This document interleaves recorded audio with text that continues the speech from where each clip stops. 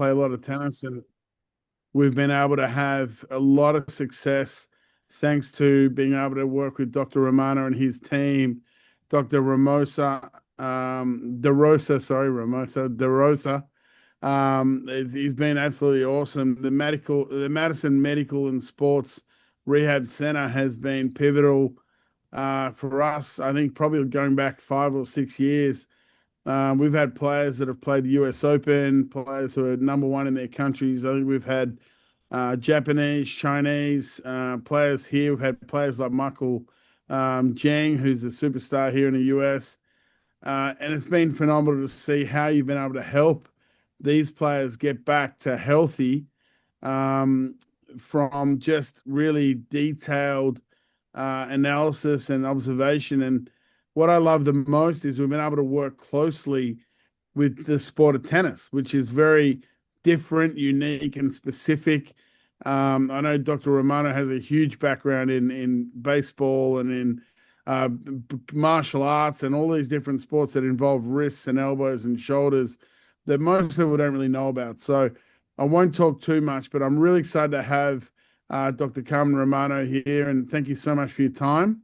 And we look forward to hearing what you have to tell us. I appreciate the introduction. So, I mean, I think, as we've discussed in the past, having to get an athlete already injured is one thing. It's more of an injury mitigation and how fast can we get them well, and then how much can we keep that injury at bay, and figuring out where it really came from is so there's two sides of this coin. Side one is receiving the athlete that didn't have a good story behind why they're hurt, right? You run such a tight ship, and these elite athletes the problem with them is not how much work they're putting in. It's how fast they're able to recover from the work they're putting in. So, we're seeing a lot of these, overuse slash, they're non-traumatic injuries. The sprained ankles, the pulled hamstrings, some of these things are not as avoidable as we'd like them to be, but there's a lot of the injuries that we see coming in that can be mitigated through different variable and different observations. One in particular happens to be something that you and I have been doing for the past few years, and that's this biomechanical assessment that you guys do so well. That really is a breakdown of the Ferrari and seeing how it twists and turns. And if you're only playing for fun, these things won't catch up to you. But if you're putting miles on these arrows that aren't being seen, they have and will catch up to you. So there's one side of the coin, which is, the evaluation through speed, agility, strength, and the proper coaching, which you guys have on that end of it. And then the actual technical version of we'll call it the tennis evaluation. But at the end of the day, you're talking about ground force control. It's a heavy rotational sport, a lot of which is maybe 3 or 4 or 5 to 1 one-sided compared to the other. So a lot of these injuries that some of these young athletes do come in with, I think can be mediated through the proper channels if they're evaluated properly and if they are heading towards the road of what we call forced recovery. And we can get into the different lanes of what that means as we go along with this webinar.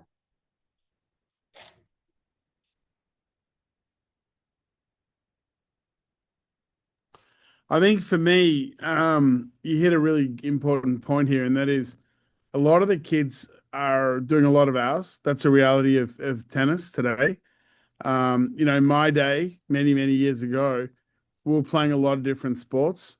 So overuse, it was quite rare. Today, kids are mastering sports at a very young age, which I also understand. And that's, I've got 2 children who play, and they're playing a lot of tennis and probably 20% other activities. I think just muscle balance is a big thing. And in a sport like tennis, there are so many elements that are hard to understand. And for parents who didn't play the sport, and we're dealing with that more and more now, the sport's, getting to a broader audience. Overuse injuries, one of the factors is technique for sure. Another factor is equipment. Kids see a player on TV using X racket, X string, and they get on that, but they're not ready for that. And, so one of the issues today that I see all the time is the use of poly strings. These are kind of non-natural substances that are amazing strings that provide a lot of benefits, spin, power, etc. But the kids can't really handle that. So I think technology is a big thing. Balancing up. I think recovery days, like I'm not sure. Again, I say this lightly and cautiously. Training as a tennis player is a daily thing, but we don't have to hit balls every day. There are so many other things we can do that allow us to hit balls even better when we do. And the other problem in tennis today is the lack of ambidextrous sort of balance, the skill, the left side as well as the right side. Power has become so important today. The rackets are so powerful. Kids are trying to hit the ball, I'm going to say 30 to 40% harder than they should actually even think about hitting, which is then forcing technical issues, contact point issues. There are a lot of kids who are playing with not the best footwork. Footwork's so important in tennis because it creates an early contact. At the end of the day, that's what we want. We want to be able to hit the ball early, to have no stresses through the shoulders, the elbows, the wrists. And the other factor that we have where we live, the reality is we're living in a cold area. So, this cold weather, I see kids walking around in shorts, quick dry type material shirts after they're really hot because they've come off a court. But all of those things are contributing, I believe, to injuries. The other side, I think, is poor sleep. A lot of the kids are not sleeping enough hours. Although we stop the program early and ask everyone to come fresh, a lot of kids are up all night, whether it's studying or on their phones or playing games or whatever they're doing.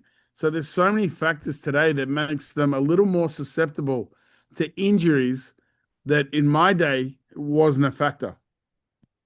I couldn't agree with you more. And I think, we could have a whole night discussion regarding the distractions and the lack of letting their bodies having the ability to even recover. So we'll break it down simple, and then we can get into these things in more detail as the webinar series continues. But so you have a factor of sleep or distractions before bed, which we didn't have. Obviously the number one factor in recovery is being able to get their 8 to 10 hours of rest, if not 10 to 12, depending on the age bracket. And then you have the factor of, like you said, the uptick of hours spent either on the court, or if you're not on the court, training properly, just to train to be an athlete with your feet, training to be an athlete with your rotational movement, as opposed to training for tennis. So there's side two. Side three would be, how do we force recovery? How do we detox some of the cellular behavior, which, again, at the rate that they're training, and I could speak for the athletes that I've seen come out of your facility, including your own children, the amount of hours put in, their bodies just can't catch up. So there is a way to force recovery, detox tissue, create a better balanced system so that they're ready for the next day and they're not at 80%, 70%, 60%. And we all know what happens. I always use the example of squatting to fatigue. Anyone who's ever squatted or ran for a long distance knows that your form really does start to suffer when you're tired, and injury will prevail. So sleep is huge. If they have their hands or can get their hands on some sort of forced, recovery, whether it be mobility work or compression or getting soft tissue work, nutrition, again, key to success. And I think you touched upon it before. It's what you do off the court that's going to take you to that next level of, you can't just say you're an elite athlete. If you want to be an elite athlete, you have to do elite things and you have to sacrifice in order to get there. And I always say to my kids, I have 3 that are heavily involved. Someone's doing it. Someone's doing the work. and someone's doing the off, we'll call it off the field work, in my case with my own kids, that is going to help them excel. So don't complain if you're not. You have to listen to the people that have played at the level that we've played at. And if you choose to buy in and you follow the direction, then the rest is up to your talent and performance. But leave it to us to at least put your body in a position and your brain in a position to get you there. I think you said something there, Dr. Romano, that is the hardest part. And I'm sure most parents will agree with me. I'm speaking from a parent standpoint right now, not a coach's standpoint. Mm-hmm. And that is the buy-in.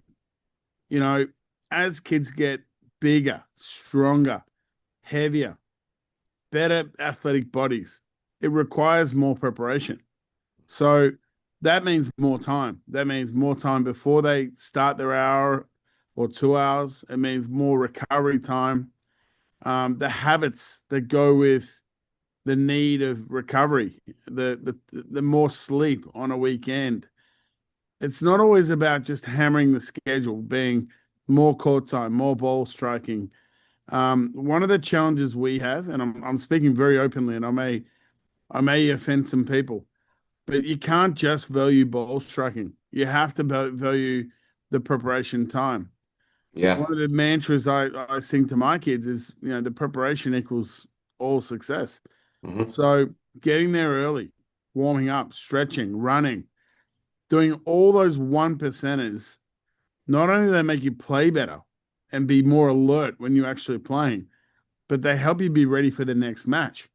And Yeah. so tennis is such a unique sport in that if you're a good player, you're not playing one match, you're playing 5 matches in Mm-hmm. 2 days. And sometimes you're playing 7 matches in 3 days. And sometimes the formats change a lot too. So short format, you gotta be ready to go. Sometimes you're playing a longer format.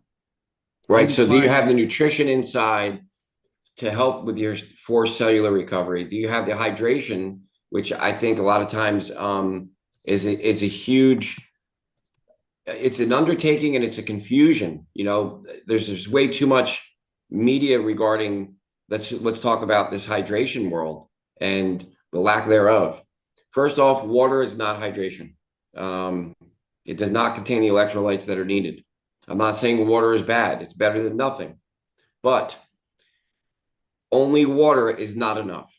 And I think we all know what to do when things start cramping. They tell you to eat a banana. There's a reason. There's something in the banana that is 1/3 of the hydration that we need, which is potassium. Salt, well, that's the obvious. We're going to sweat and lose salt, which retains water. We all know after especially as adults, after a super salty dinner, what we feel like the next day, we're swollen because we're retaining water. We actually want the athlete to retain water through their sport. That's where salt comes into play. A lot of people don't understand that. And I think the buy-in comes from the proper education and explanation of the why. So this is why you would want salt. This is why you would want potassium. This is why you would want the magnesium, which is, muscle uptake, we'll call it. That's just one small but super valuable piece to getting through a tournament day. On our end, I'd say for field hockey, which is, again, a similar day to tennis, they might play 3 or 4 games in a day. One game's clocked out at 6 miles. So how are you preparing? Are you pre-hydrating the day before so that you have enough juice in you? And then throughout the day, what are you doing in order to stay your best? And that's what we're really talking about here, is playing at that top level. And I'm sure you've seen athletes like I have that are there, but day of, you start seeing this happen. And I'm sure it's super frustrating for the athlete and the parent. And then it affects their mental well-being, and it affects their confidence. So I think these webinars, while we can take tonight and use 5 hours to get into all these things, we could separate these and help educate some of the little things they can do to get to that next level and keep them there. You touched a really good point. Something I guess is quite personal, is that there are a lot of kids today who are struggling with, let's call it focus. There are other reasons for that, right? There might be Mm-hmm. ADHDs and maybe whatever else is going on, which I think is super untouched area for parents to understand going into sport. Okay. I think academically, there are ways, and there's probably a little bit more literature around that. But kids who Mm-hmm. struggle with those topics that play sports like tennis, there are plenty of them. And so, what should they do prior to competing? I mean, I see kids eating candy before they walk on a court. I see kids on their phones, talking to their friends before they walk on a court. All of that seems to me as though it's just setting them up for failure. I And agree. then the queen matches, the same deal. So, I mean, again, dad, coach, doc, we try to play all those roles, and at the end of the day, it's how bad does the athlete want it, and are they going to listen to and buy in, and is the parent going to listen to and buy in to the regimen? They have to create, and it doesn't need to be the same for every athlete, but they should create some sort of regimen. I'll give you, for instance, before a game, every one of my athletes that I treat or my kids know to put something on 20 to 30 minutes that is relatable or that calms them down and mentally preps them for the game while trying to hydrate. Before bed, same thing. These devices that are out there that are so great for many purposes, we can also use them before bed to calm down, kind of ease our brains a little bit and ease ourselves into sleep. And it's more important for the athlete than anyone else. So if there's a regimen that they can begin to undertake that works for them, again, I think every sport, every athlete, every age bracket might have their thing, but it's as long as they're paying attention to something and creating this regimen before they go to bed or 20 to 30 minutes before a game, whether it be the hydration, the proper nutrition. Eating candy right before they go out obviously is not fuel. So it sounds like a lot, but when they create the regimen, it becomes no different than going out and hitting balls, that they have to do every day by habit. Here's what I do. This is the time I do it. And if you want to be at the level, again, we're talking about a specific level of play that your kids, my kids, and your athletes are at. If they don't want to be at that level of play and they want to play at the rec level, then going out and eating candy is fine. Going to bed late and getting up the next day to play a couple of matches for fun. I tell my kids the same thing, fine. But if you want to play at a specific level and compete against these other, we'll call it countries, they're doing it. They're doing it. They're shutting down. They're putting the time in for the recovery. They're taking in the hydration and nutrition. Their mental health. They're trying to calm their brains because we all know that can be a factor in a big day against a big opponent who we've read about and heard about. So they need to start paying attention to pre-post, as you said. What's done on the court is one thing, but the pre-post is, if not as important, maybe even more important. Yeah, that's incredible insight. Another thing that comes to me a lot from parents, my kid is doing great, playing great, hitting awesome, but they get to the moment of competing and the nerves are just overwhelming, like to the point that it's paralytic for the kid. They feel sick. They're not feeling like they're able to perform at their level. They're finding reasons why not to. I personally believe that that can be dealt with at training, right? So let's talk about that at training. Hey, on Saturday, you're going to come up in this match. This is what you're going to feel. What can kids do, or tennis athletes from our world do to help themselves to deal with that final moment of really being overwhelmed before they walk on the court? And what happens in Somewhat tennis? performance anxiety, right? I Very much mean, so. it's a whole nother topic to get into, but I think the simplified version is for them to be as uncomfortable as possible in practice, and the positive reinforcement throughout the day or night that they put the work in may help give them the confidence to be less anxious about their performance. Now, again, there's so many factors that maybe superseding you and I. It could be a parent, it could be a coach, it could be just their own chemistry of wanting to be perfect.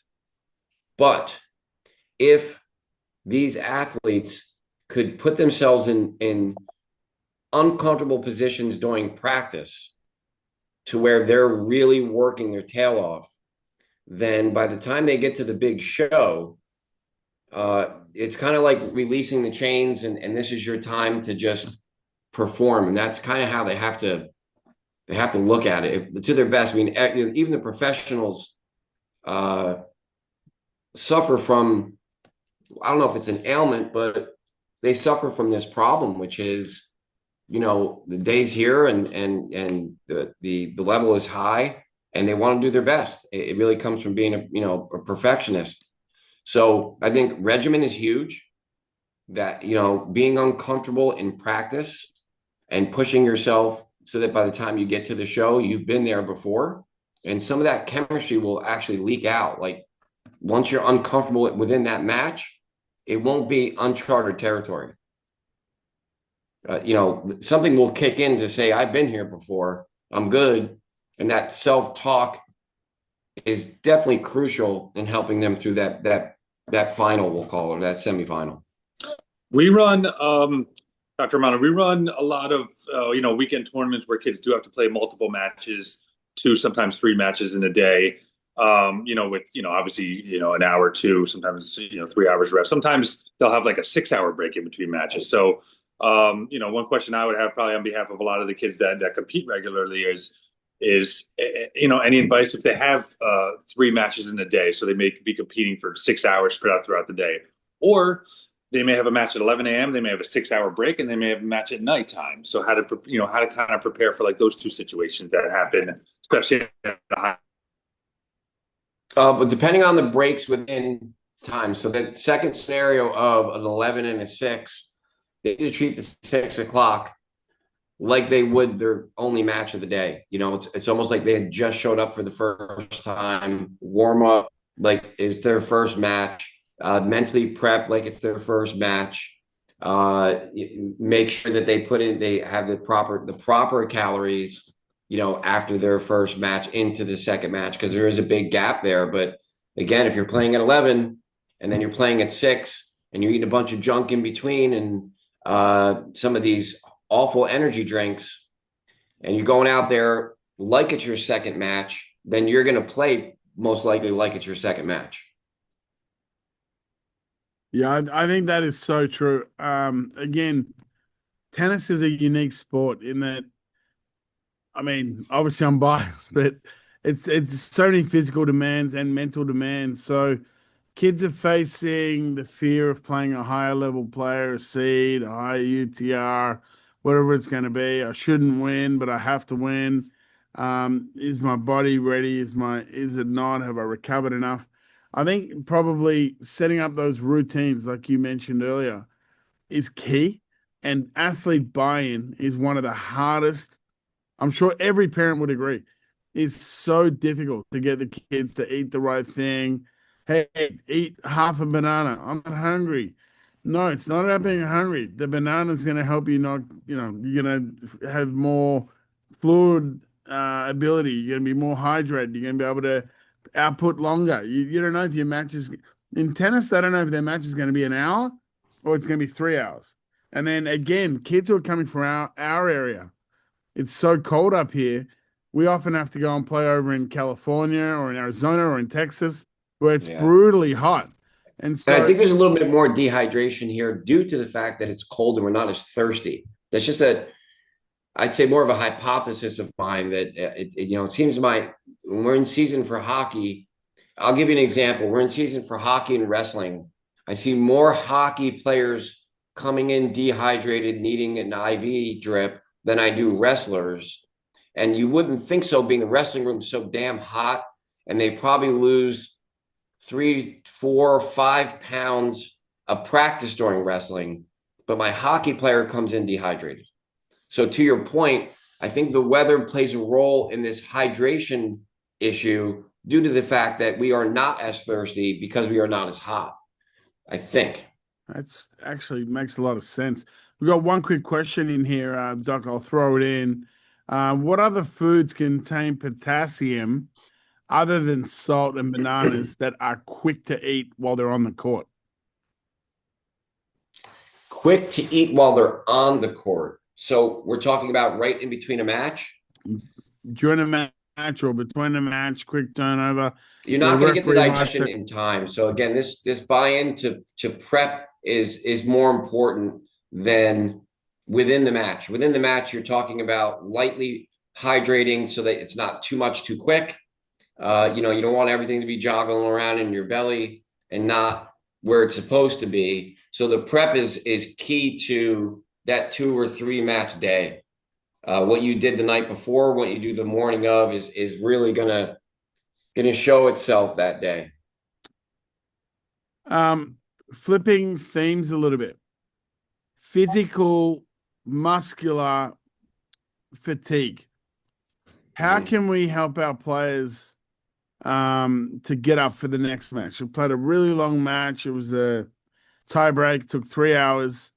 Got to get up in 30 minutes. Other than nutrition, is there anything else that our athletes can do to help themselves to be able to maximize their ability to recover? So basically, I'm saying speed of recovery to be able to go into the next match and feel great. Yeah, practice like that.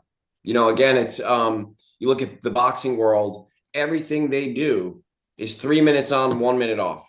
No matter what circuit they're playing, it's heavy bag, speed bag, double end bag, sparring, jumping rope. It's 3 minutes on, 1 minute off. The reason being is that 1 minute, they've trained their body to recover within the minute because they train in everything they do for the one minute off.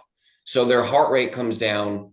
The everything they need to the blood is trained to be to the blood within a minute. And if you watch any of the UFC or regular boxing matches, you'll see these guys come out in between rounds fresh.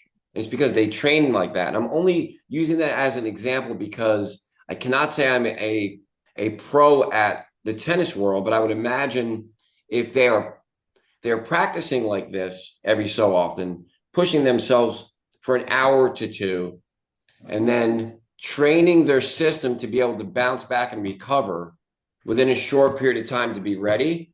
I don't think there's anything better other than prep work day before and morning of. I don't think there's anything better for your body to adjust to than the place it's been at and the place it's been training at. Great answer. So, Doc, a question for you in terms of awareness and kind of understanding for athletes, for players and parents that are there with their players. What does recovery actually mean to you for a tennis player? And, why do you think it matters? Like, why is recovery so important to output?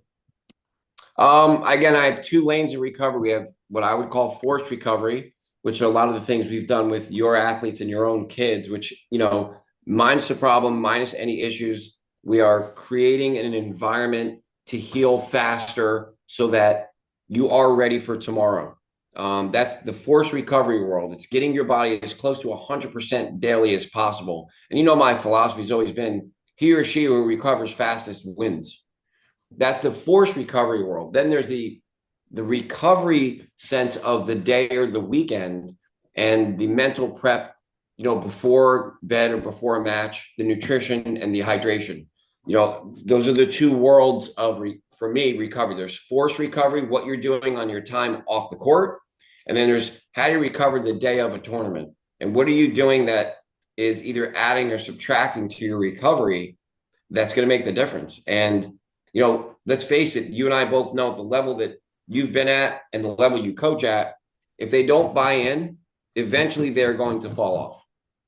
It doesn't matter how talented they are, because someone who's as talented as they are going to be playing against, and it's he who recovers throughout that match best wins. That's so true. So true. So what are the physical signs that the body either has recovered or has not recovered whether it be fatigue, soreness, tightness. Yeah, You all know, that I'd I think say. also one other important thing for parents in tennis is the urine color. Like, so checking where your player's at. A lot of parents may or may not know about that. Hmm. I mean, that's diving deep, and I love it. Our office, we do blood work, and we'll dive into the urinalysis and whatever we need to for our elite. So the physical signs would be the usual, right? Their form is suffering. That ball's not going as fast as they think it should be, or it's not going where it should be. They're not getting to the ball. Their reaction time has slowed down. Or parents know best. If you see, if you see your athlete throughout the week progressively become moody and progressively look tired and progressively not feel like it, you probably have a tired athlete on your hands. So, I mean, the awareness of the snapback and the mood swings and the overall sluggishness, we've all seen it, and it's hard to address. And sometimes we don't want to address it. But at the end of the day, as parents, we have to realize that we're not, unfortunately, here to be friends. I'm here to put you in the best position to succeed. And either you are going to listen or you're not. But if you don't, you can't be upset with the results. Yeah, you said something there that for me really struck a chord. A lot of kids struggle with their, whether it's I want to call it moodiness. Mm-hmm. They're happy, not happy, unhappy. They start, and you see this sort of jungle of emotions going on for players. I believe a lot of that is to do with how they prepare to play. So, what can they do to make sure that they more flatline through the match rather than really feeling those emotions? And is there anything physiologically they could do in their preparation to be better at that?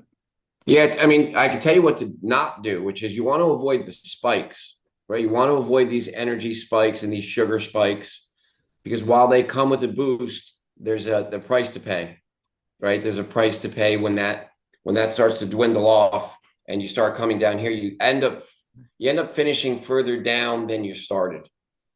So, I mean, physiologically, that's one of the things we can keep in mind as parents and as athletes is, okay, how do I stay here? I don't want to be too far up here where I'm jittery and tense and anxious and overwhelmed. And I don't want to be sluggish and slow to the ball, and create that environment day to day before the big show. Figure out for your athlete or as an athlete what works for you. I can give you a million things that I think would work, and a lot of them will. But if you want to be at that high level and play at that high level, you will figure these. First of all, you'll seek out coaches like you for the biomechanics, for the proper instruction, your speed and agility stuff. All that plays a role in one house because you guys need to be speaking about the athlete, which you do. And then you want to then seek out the proper guidance in we'll call it the force recovery or recovery world in order to get on that regimen. And not everything is the same for our athletes. Even my own kids are different. And what works in their diet. One's creatine, one's not creatine. One's a little bit more protein uptake, one's a little bit more carbohydrate uptake. And if you're really serious, and again, this sounds like a lot, but this is a serious sport and it's an elite level, and parents are giving up a lot of time and money, and you, the athlete, you're giving up sacrificing a ton to be here. So why not create the environment? I always say the environment of success. Why be here and put all these hours and all this time in and energy and miss out on all these other things that you could be screwing around doing, like playing video games all night or going out with your friends or drinking and all these things that you can't do as an elite athlete, and not put your body in a position to succeed. Yeah, that's so true. I think one of the things I witness a lot, not only obviously we're talking about juniors tonight, but at the pro level, athletes that struggle with footwork and decision making are often operating at a higher heart rate. So they're playing at a rate where their heart rates are at base level. Let's call it pre-point heart rate of 125 to 135. which is already high. Yeah. We want them to be able to suck back down to 100, 105, 108, 110. That's the optimal pre-point heart rate. So players who are not recovered, not, able to physically pull themselves back into that range are struggling. And I personally believe a lot of that's to do with recovery between matches and between events. What are your thoughts on Yeah. that? I agree 100%. I mean, we could slow this down to a even much slower sport like baseball, which one of my kids is deep in now, and he's probably sick of hearing me say batter versus pitcher. He with the lowest heart rate wins. So it's the same mentality that you're talking about, and what can happen to you physiologically with a high heart rate. Number one, it's stiff. You play somewhat jittery. There's no fluid to your motion, and that goes for any sport that we're dealing with, especially the rotational sport and the explosive movement and getting to a ball and getting back into position. You need to be floating at that, we'll call it like a homeostasis, where you're there, you're chill, you're alert, you're ready to go, but you're not too up. And that's the problem with some of these energy drinks and some of this bad diet routine issue, the candy and all that. You're going to get this huge spike. You're going to get a heart rate spike as well. Obviously, they're stimulants, and they're going to play at the level, the heart rate level that you obviously does not work in your realm. We have on a similar topic. We had a question from one of our listeners about nerves. They're saying that during the week when they practice, they feel great, they feel good. When the match comes, they feel nervous. They're thinking about withdrawing from the match even before the match starts, and they just can't break the feeling. So, just wanted to kind of add that to the discussion about dealing with nerves. I guess that probably has something to do with heart rate as well, and diet and everything else. But A little bit. I mean, the good news is, I can't see who has asked the question. Just know that, professionals deal with this. it's anonymous. You might not hear about it on the news, and they might not talk about it at the press conference, but the pros have to, on a day-to-day basis, positive self-talk.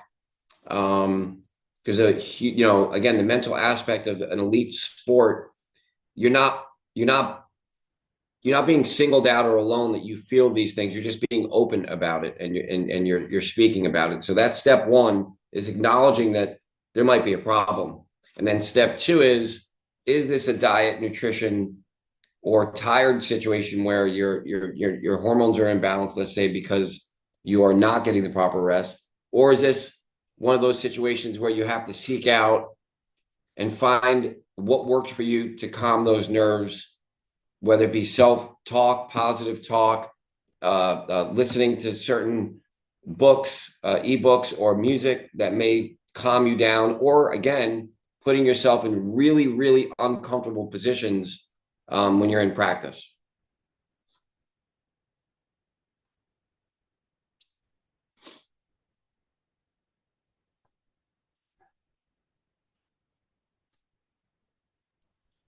I like that. Let me throw one more question at you from John. What do I do if I'm losing and have absolutely zero energy and have already tried bananas and energy drinks? That's the question. You get in better shape.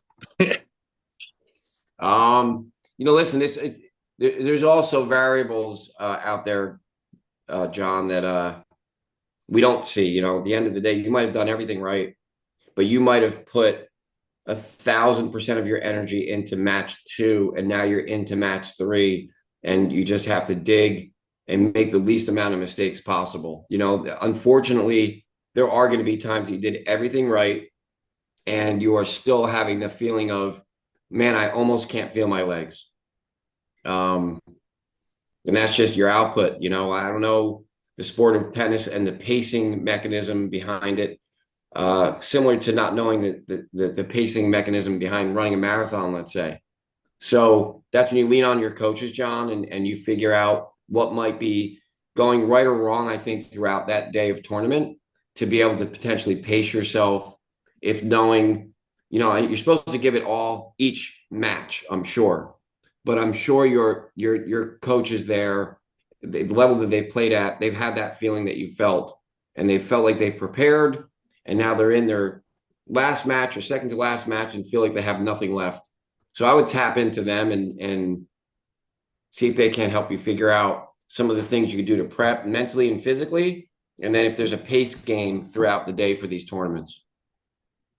Yeah, Doc, that's a great answer. Sleep. Let's talk about sleep. I mean, is there? I was listening to a podcast last week, and one of the sports scientists was saying that kids under the age of 12 should be getting between 10 and 11 hours sleep a night. I mean, with kids' schedules today, is that really even possible? I think It's it is. tough.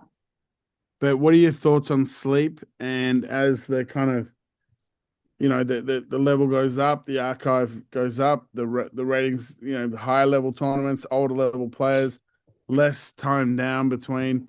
What do you think about sleep every day? I mean, I think it's probably, if nothing else, the most important part and factor of recovery. But as you said, some days or some weeks are harder than others to achieve this between school and the level of play. So again, it's getting into the forced recovery world. The compression, the cupping, the manual therapy, the nutrition and hydration. That's all going to play a role in speeding up this physiological system so that we can get it to where it needs to be faster.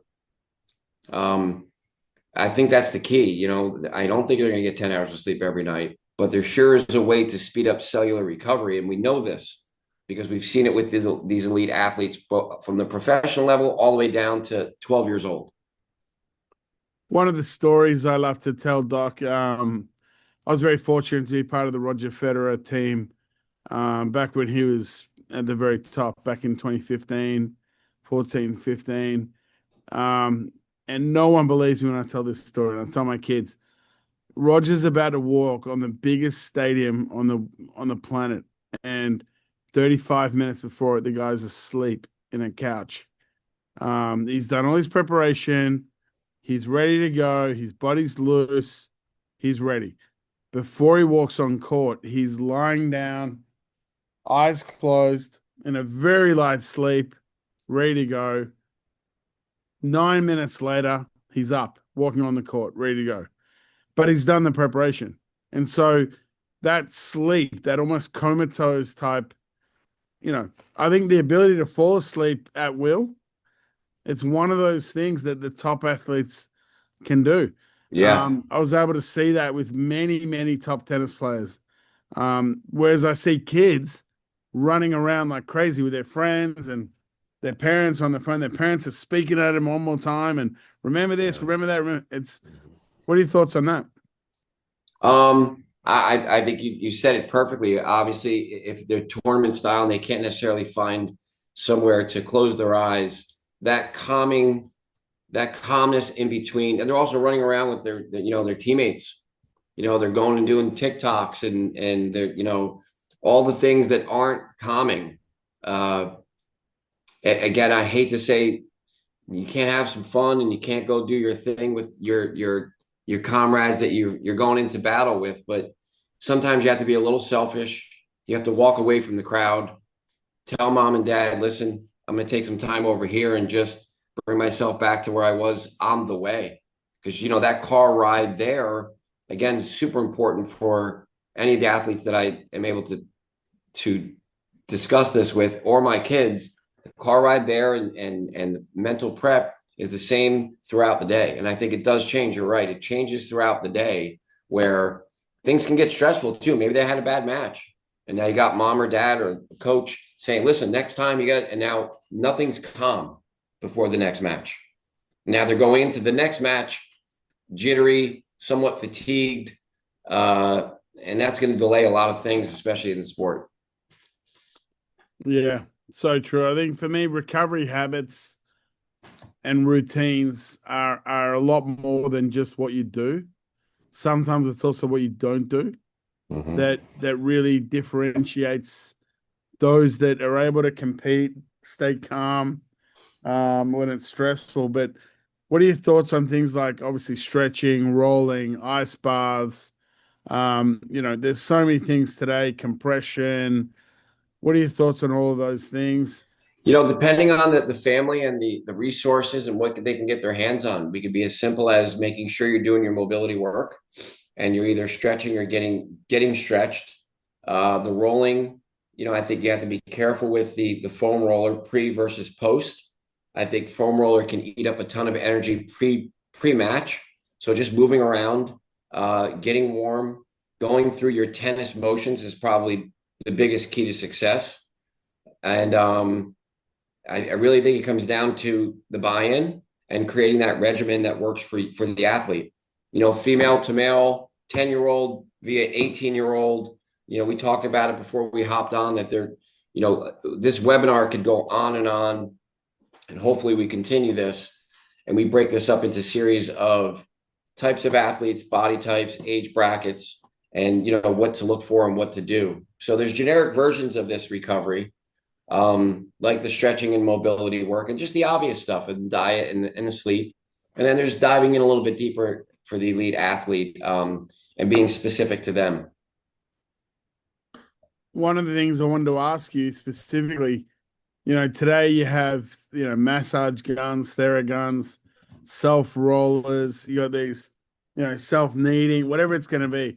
In a sport like tennis, where it's so much right arm dominant if you're a right hander, left hand if you're a lefty, how important is that for the kids to kind of develop those habits between matches of just kind of helping themselves? What are your thoughts on that?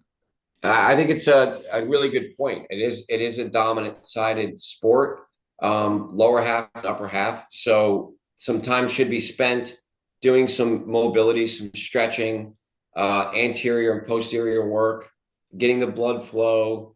That all is going to make a difference. I always challenge my athletes to say, try this for a week and tell me how you feel. Right. So try, I don't know, stretching your pec in between, for 20 minutes, along with some of the rotational movements and the Theragun to increase the blood flow, and just see how you feel. Try this drink or try this night before a meal and see how you feel. And that's the key to these elite athletes, is just paying attention and then trying these things to see what works. So cryotherapy, I love infrared sauna, all these things that really do promote healing, but they have to at least start somewhere, right? With their rest, their nutrition, their hydration, and then in between trying different things out that might work for them when it doesn't count so much. When it doesn't count, maybe in between practice, trying these things out. And again, getting very uncomfortable, feeling what that feels like, working through it in practice or throughout the day. And then you can apply that when the show comes, and be confident when you're there. That's the good news. Like, I think confidence comes from preparation. So I'm going to break it down. One of my last questions for you, Doc. The tennis is, as you know, an average match is going to have 130 to 150 points played. How important do you think is breathing, mindfulness, visualization, just stepping back, using all of that time allocation that's yours?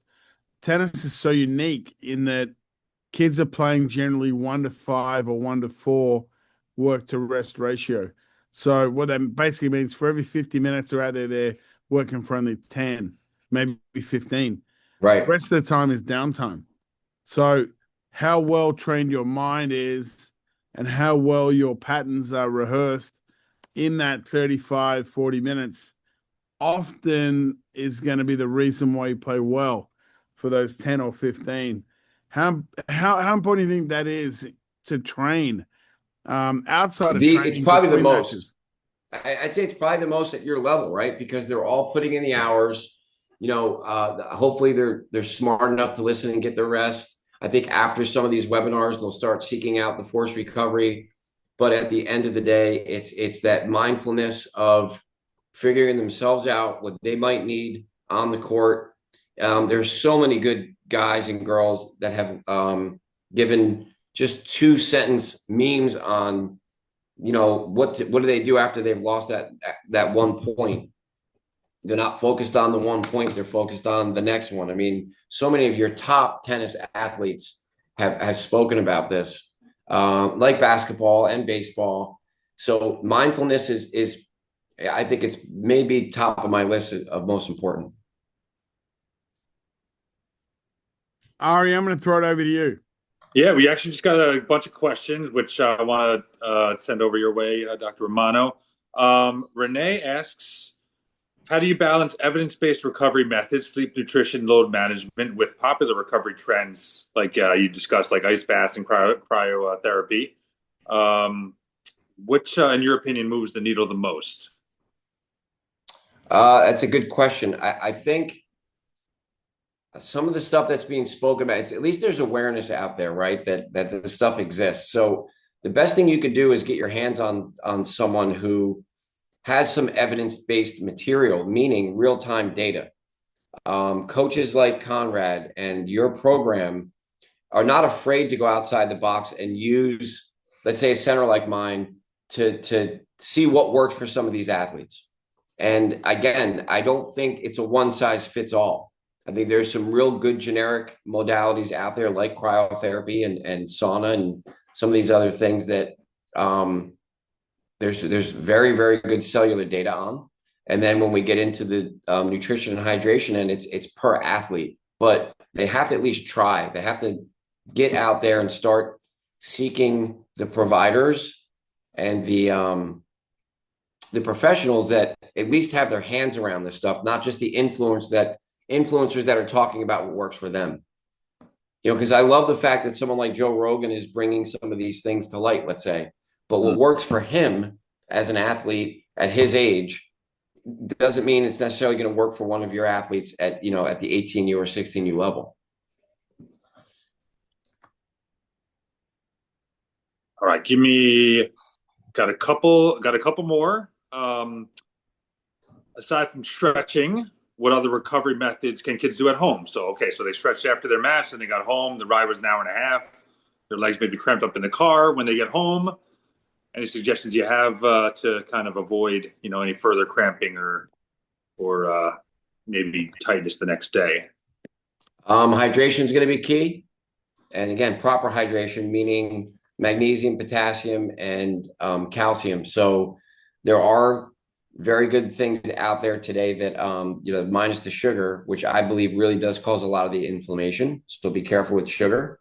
That's probably the key.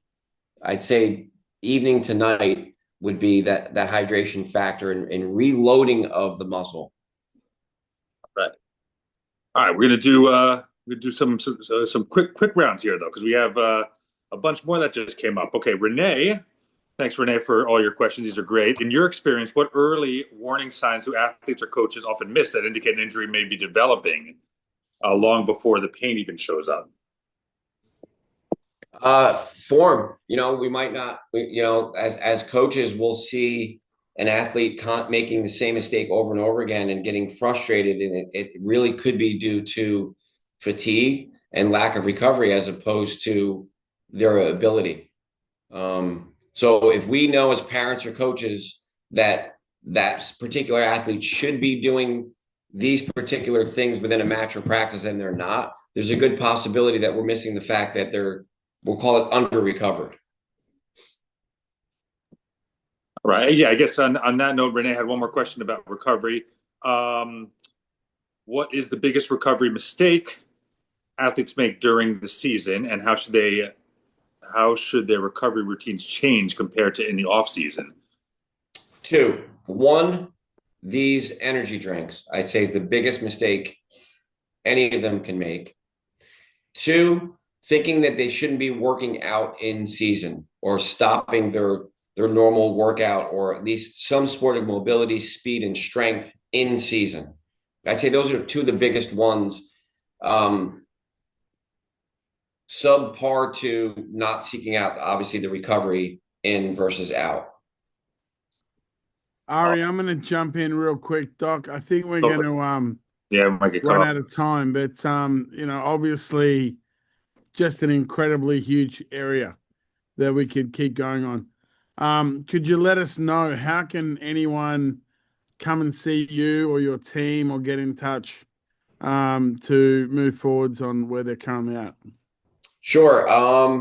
Thank you for that. And I'm sure you guys both know I'm here more for educational purposes than for the appreciated plug that Coach always does so well. We're located in Madison. We're expanding. So MadisonMedicalNewJersey.com would be the website. Again, I'll answer questions through Coach. If you have any questions from this webinar that you did not understand and you want to email Coach, and he reaches out to me, we are on a text, if not every day, every week. If we need assessments, if we need to line up certain things, I'm sure the webinar series really just needs to expand, and then we'll create an agenda off of 50 things that we can talk about that are all important to the elite athlete, right? So we're right in Madison, New Jersey, MadisonMedicalNewJersey.com. We're there for a host of athletes. So, we love this stuff. Well, I mean, without going on forever, which we could because we're so passionate about this, I truly appreciate the time that you've given us. Our mission at Centercourt is to be leaders in the on-court and off-court area and to really help our players from a 360 perspective and see what else we can do and how else we can help. So any parents that have any needs, please reach out to us. We're more than happy to reach those topics. But more than anything, thanks again, Dr. Carmen Romano from the Madison Sports Medical. You guys are absolutely epic. I don't have another word for that, just simply epic. You've helped me, you've helped my family, you've helped my kids, and you've helped so many top players that I've brought to Madison Sports Medicine. Thanks so much, Ari. Thank you for tonight. Hopefully we get to do this again soon. Yes, thank you. Yeah, great. Thanks everyone for joining. Thank you so much.